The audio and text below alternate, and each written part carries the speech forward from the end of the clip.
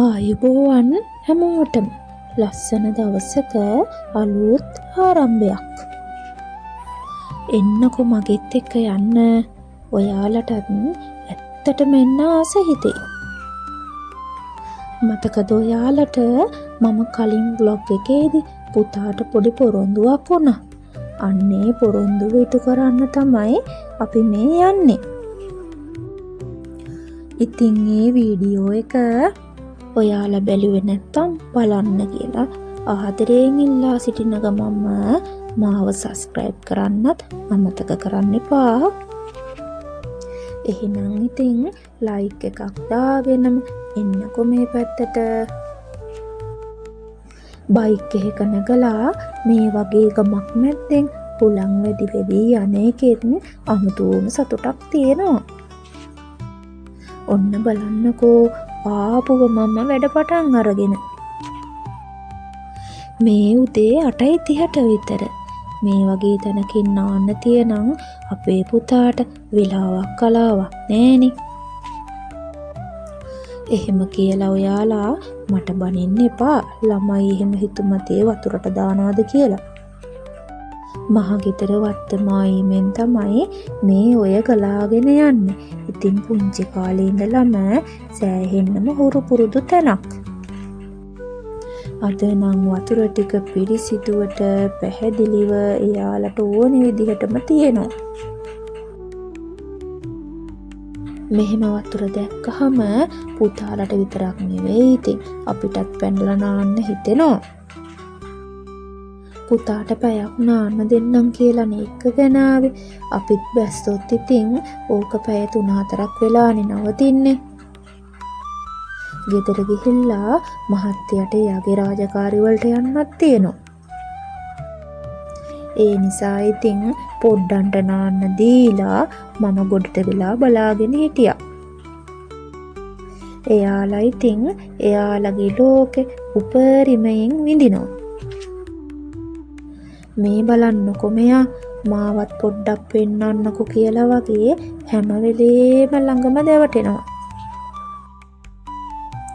හරිම ලස්සන ටිකක් ලොකු සමනලෙක්. මම හිතන්නේ යා වතුර බොනවා.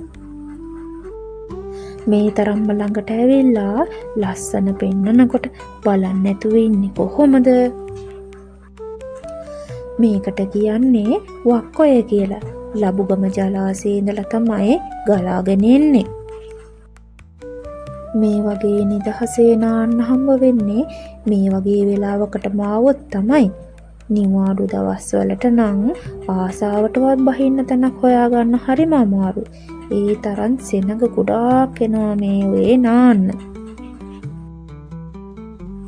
මගෙන් කරදරයක් නෑ කියලා හිතුන නිසාමද කොහෙද මෙයාත් ඉතින් ළඟටම වෙලා ඉඳගෙන එයාගේ වැඩ කරගන්නවා.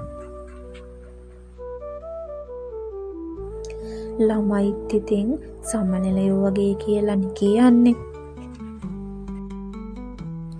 ඒගොල්ලෝ ඒගොල්ලන්ගේ ලෝකෙ උපරිමයෙන් විඳ ගන්නවා. පුතා ඉතින් නිවාඩුවක් ලැබෙනකන් බලාගෙනම ඉන්නේ මේ ඔයේ නාන්න එන්න.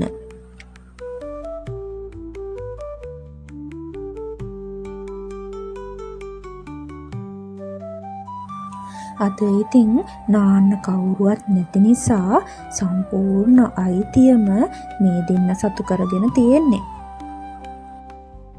පුතාලා දැන් ඉතින් වක්කොය දිගේ උඩට යන්න හදන්නේ. මම ඉතින් ගොඩබිම දිගේ උඩට යනවා. එන්නකො මාත් එක්ක මේ වක්කොය කොයි තරම්නම් ලස්සනයිද කියලා බලන්න යන්න. මෙහෙම බලාගෙන ඉන්නකොට කියන්න බැරි මොකක්දෝ සතුටක් හිතට දැනෙනවා. සබහාදහමෙන් උරුම වූ මේ අපූරු දායාදය ගමේ අය ගොඩාක් ඕනෑකමින් පරිස්සම් කරනවා. එහෙම නොවුනා නම් ස්වභාවික පරිසරයෙන් පරිපූර්ණ මේ වගේ ලස්සන පරිසරයක් නම් දකින්න ලැබෙන්නේ නැහැ. පුතාලා ඇල දිගේම උඩට යනවා. අපි ඉතින් ගොඩබිමින් එයාලා යන තැනට යමුකෝ.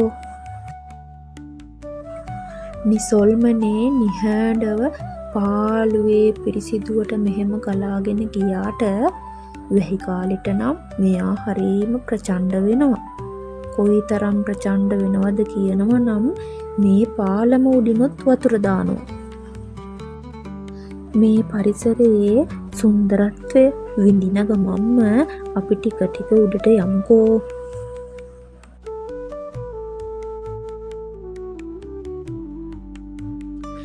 මේ වක්කොය දෙපස කුඹුක් පැල 10ක් 15ක් විතර මගේ මහත්තයා රෝපණය කරලා තියෙන්නේ.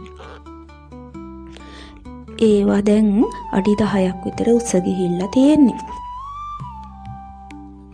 ඉතින් විවේකයක් ලැබුණාම ගමේ ගිය වෙලාවට ඒ ගස්වල ඉතිලා තියෙන වැල් වර්ග, වල් පැලෑටි ගලවලා ඉවත් කරලා ඒ ගස් පිරිසිදු කරලා රැකපලා ගන්නත් අමතක කරන්නේ නැහැ. බලන්නකෝ කතාවෙන් අන්තිමට ආපු තැනේ ලස්සන. බලන්නකෝ ළමා මනස සුවපත් කරන්න මීට වඩා තව මොනවද ඕනේ කියලා. අනාගතයේ දවසක කුඹුක්ගස් යායක් මැද්දෙන් මේ ඔය ගලාගෙන යනකොට මොනතරම් ලස්සනට තියේවිද? ඒ නිර්හංකාර සතුට දැන් ඉඳන්ම මගේ මහත්තයා විඳිනවා කියලා නම් මම හොඳ ආකාරවම දන්නවා. ගමේ අයගේ කැපවීමෙන් හරි අපූර්වට පරිස්සම් වෙලා තියෙන මේ සුන්දරත්වය ඔයාලත් ආවොත් ඒ විදිහටම තියලා යන්න අමතක කරන්න එපා. මං කිව්වේ වෘත බලන්නකෝ, ඇත්තටම එන්න ආස හිතෙනව නේද? පුතාලට ඇති වෙනකන් එයාලට හිතෙන විදිහටම නාන්න දීලා මම ඉතින් බලාගෙන හිටියා. ඒ අතරේ දැන් නම් පොඩ්ඩක් පරක්කුයි කියලා චුට්ටක් විතර මතක් කළා. මේ දිහා බලාගෙන ඉන්න මට තව පොඩ්ඩක් වෙලා මෙතන ඉන්න තියෙනවා නම් කියලා හිතෙනකොට මෙතනට බහැලා නාලා විනෝද වෙලා ඉන්න අපේ පුතාලා කොටට ගන්න එක හිතන තරම් ලේසි නෑනේ. නිතර එන්න බැරි වුණත් මාසයකට සැරයක් හරි මේ වක්කොයෙන් නාන එක අපේ ජීවිතයේ සාමාන්‍ය දෙයක් වෙලා. ඉතින් මගේ වීඩියෝස් ලස්සනයි නම් මාව සබ්ස්ක්‍රයිබ් කරන්න, ඒ වගේම ලයික් කරන්නත්, කමෙන්ට්ස් කරන්නත් අමතක කරන්න එපා. එහෙනම් ඉතින් අදට ගිහිල්ලා එන්නම්. තවත් ලස්සන වීඩියෝ එකකින් හමු වෙමු. ආදරේ ඔයාලා හැමෝටම. තෙරුවන් සරණයි.